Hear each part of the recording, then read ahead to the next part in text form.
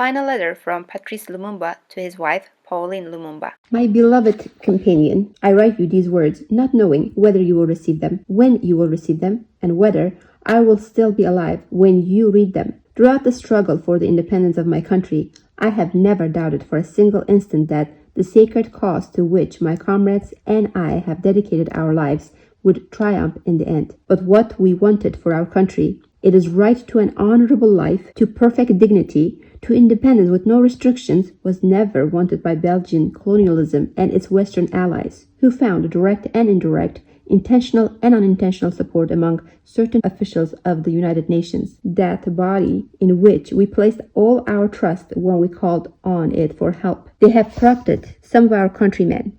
They have brought others. They have done their part to distort the truth and defile our independence. What else can I say? That whether dead or alive, free or in prison by order of the colonialists, it is not my person that is important. What is important is the Congo.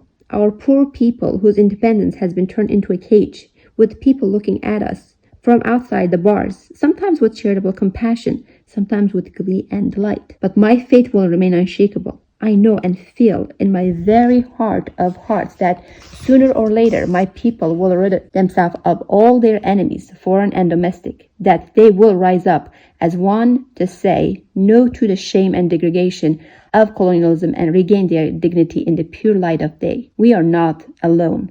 Africa, Asia, and the free and liberated peoples in every corner of the globe will ever remain at the side of the millions of Congolese who will not abandon the struggle until the day when there will be no more colonizers and no more of their mercenaries in our country. I want my children, whom I leave behind and perhaps will never see again, to be told that the future of the Congo is beautiful and that their country expects them, as it expects every Congolese, to fulfill the sacred task of rebuilding our independence, our sovereignty. For without justice there is no dignity, and without independence there are no free men. Neither brutal assault, nor cruel treatment, nor torture have ever led me to beg for mercy. For I prefer to die with my head held high, unshakable faith, and the greatest confidence in the destiny of my country, rather than live in slavery and contempt for sacred principles. History will one day have its say. It will not be the history taught in the United Nations, Washington, Paris, or Brussels, however, but the history taught in the countries that have rid themselves of colonialism and its puppets. Africa will write its own history, and both north and south of the Sahara, it will be a history full of glory and dignity. Do not weep for me, my companion. I know that my country,